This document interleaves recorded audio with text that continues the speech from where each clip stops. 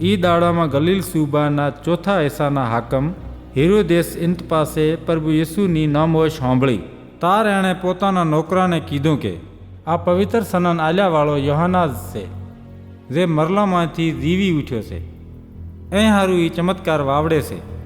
એથી પહેરી હેરોદેસ ઇંત પાસે પોતાના ભાઈ ફિલિપ્પસની બાયડી હેરોદિયાસને કીધે પવિત્ર સનન આલ્યાવાળા યોહાનાને ગરાવીને જેલમાં પુરાવી લાછો હતો.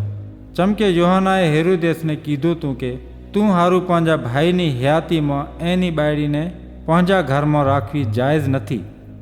એ હારું હેરોદેસ એને મરાવા કરતો હતો, પણ એ મનખાથી બિયાતો. ચમકે મનકે એને ઈશ્વરનો ન્યાપો આલ્યાવાળો માનતો. જાર હેરોદેસનો જલમનો દાડો મનાવતો હતો તો હેરોદેસની જીચરી મહેફિલમાં રમી.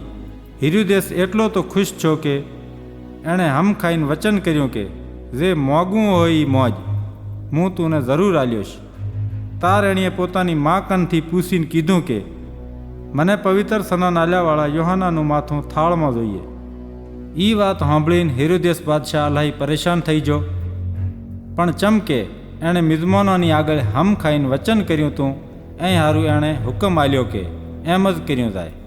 તાર એણે આદમી મેલીને જેલમાં યોહાનાનું માથું વઢાયું પરું.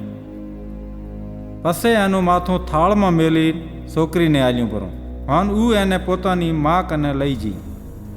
પછી યોહાનાના સેલા આવ્યા અને એની લાશ લીધી અને જઈને એને દફનાવી પડી. પછી અહીં જઈને પ્રભુ યીશુને પૂરી વાત સંભળાવી.